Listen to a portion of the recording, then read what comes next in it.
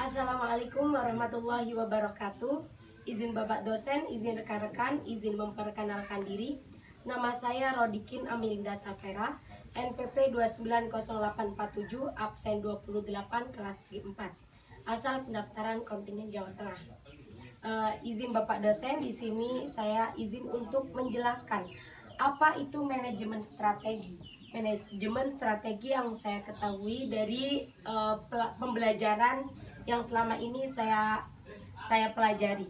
Singkatnya, di sini saya akan menjelaskan mengenai pengertian dari manajemen strategi. Kemudian saya juga akan menjelaskan manfaat dari manajemen strategi, ada tujuan manajemen strategi, dan di sini akan menjelaskan dua konsep besar dari manajemen strategi, yaitu BSC dengan analisis SWOT. Yang pertama, saya akan menjelaskan mengenai pengertian dari manajemen strategi. Manajemen strategi di sini saya akan mengelompokkan beberapa kata agar mudah untuk diingat. Pertama ada tindakan, kemudian ada menghasilkan, kemudian ada rumusan pelaksanaan atau rencana pelaksanaan, dan yang terakhir mencapai suatu tujuan. Bisa disimpulkan sendiri atas apa yang telah saya kelompokkan. Di sini saya akan menjelaskan secara panjangnya dari ini, di mana manajemen strategi adalah suatu tindakan yang akan menghasilkan suatu rumusan pelaksanaan atau rencana pelaksanaan dalam mencapai suatu tujuan atau mencapai suatu sasaran. Di mana manajemen strategi itu merupakan strategi atau langkah-langkah yang memang sudah direncanakan dalam mencapai suatu tujuan, di mana nantinya akan dilaksanakan oleh suatu perusahaan atau seseorang dalam melaksanaan mencapai suatu tujuan, maka harus melalui manajemen strategi itu sendiri, di mana di situ sudah tertera rencana-rencana yang harus dilaksanakan agar nantinya dapat mencapai suatu tujuan dengan sesuai waktu atau batas waktu yang ditentukan dan mencapai tujuan dengan maksimal. Selanjutnya di sini saya akan menjelaskan mengenai manfaat dari manajemen strategi. Ada beberapa manfaat dari manajemen strategi. Salah satunya adalah yang pertama adalah untuk kita dapat mengetahui langkah yang terbaik dalam mencapai suatu tujuan atau menghasilkan langkah terbaik.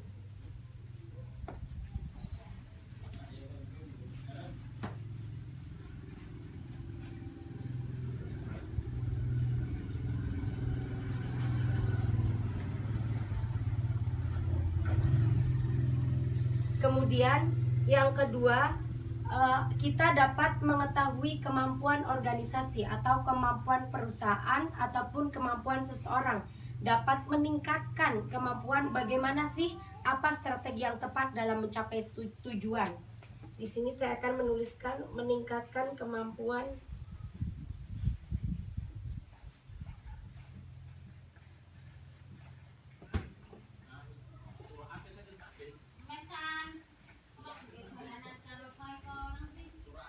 Kemudian yang ketiga, manfaat dari manajemen strategi tersebut, kita dapat mengetahui ancaman apa yang akan kita hadapi dalam mencapai suatu tujuan, baik ancaman jangka dekat ataupun jangka panjang. Jadi dari mengetahui manajemen strategi tersebut, kita dapat mengantisipasi apa-apa yang akan menjadi ancaman dalam mencapai suatu tujuan.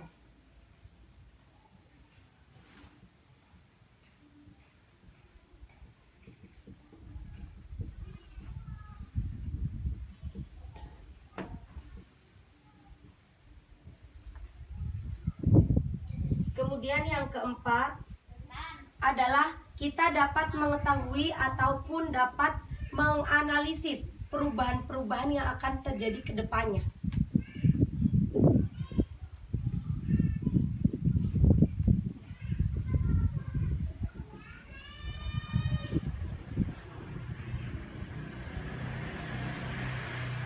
Jadi ketika kita bisa mengetahui, menganalisis perubahan yang akan terjadi ke depannya, maka kita sudah mempunyai langkah-langkah apa yang akan kita lakukan ketika suatu saat di tengah perjalanan akan mendapatkan suatu perubahan.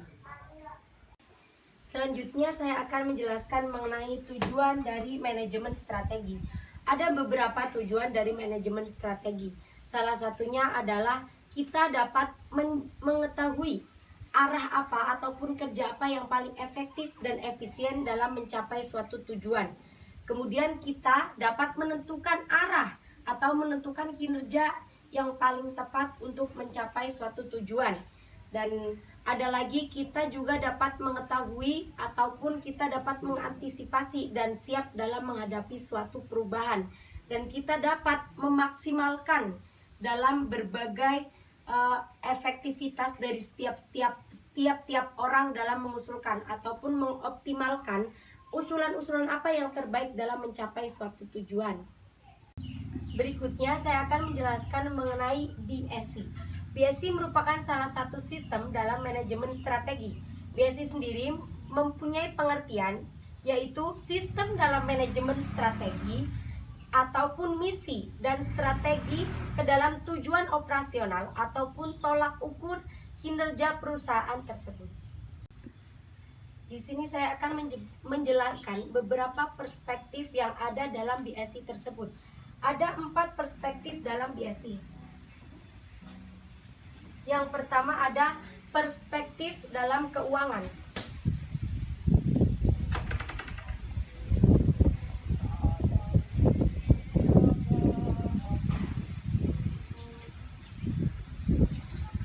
Perspektif keuangan sendiri menentukan yaitu tolak ukur dalam kinerja keuangan. Secara umum, perusahaan biasa melakukan ataupun mempergunakan perspektif ini dalam menentukan laba bersih dari pencapaian tujuan tersebut. Kemudian yang kedua ada perspektif pelanggan.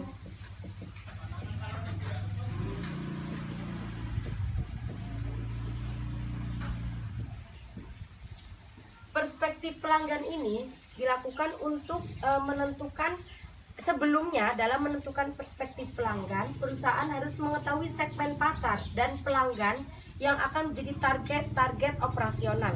Kemudian manajer dapat menentukan alat ukur yang terbaik dalam menentukan kinerja suatu unit operasi yang akan mencapai target finansialnya.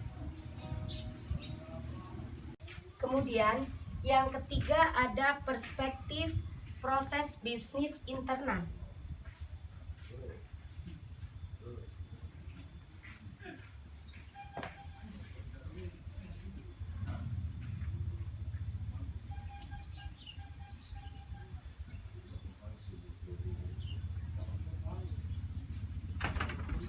Di mana perspektif proses bisnis internal ini menampilkan proses kritis yang dapat menarik atau mempertahankan pelanggan dalam segmen pasar yang diinginkan. Secara umum ada 3 pedoman dasarnya. Yang pertama ada proses inovasi, kedua ada proses operasi, dan ketiga pelayanan purna jual. Kemudian yang keempat ada perspektif pembelajaran dan pertumbuhan.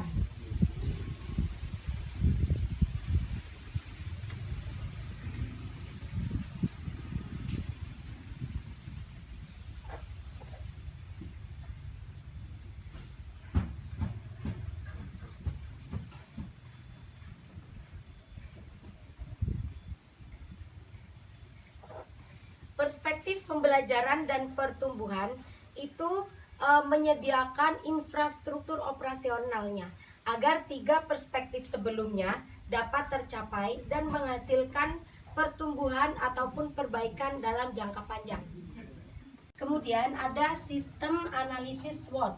Sistem analisis SWOT itu merupakan suatu metode analisis perencanaan strategis baik dalam lingkungan perusahaan, baik lingkungan eksternal maupun lingkungan internal dalam mencapai suatu tujuan. Analisis SWOT. SWOT terdiri dari 4 huruf. Yang pertama ada S, W, O, dan T. Di sini ada S atau strength. Strength merupakan suatu kekuatan. Kekuatan di mana perusahaan itu dapat bertahan atau kekuatan apa yang akan mencapai suatu tujuan perusahaan tersebut. Strength, kemudian W atau weakness. ataupun kelemahan. Strength dan weakness itu berasal dari internal perusahaan, di mana strength dan weakness itu kita dapat mengubahnya, seperti contohnya anggota dari perusahaan tersebut ataupun lokasi perusahaan tersebut, kita dapat mengubahnya.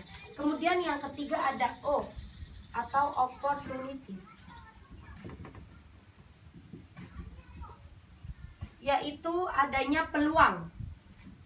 Kemudian yang keempat ada threat, ataupun adanya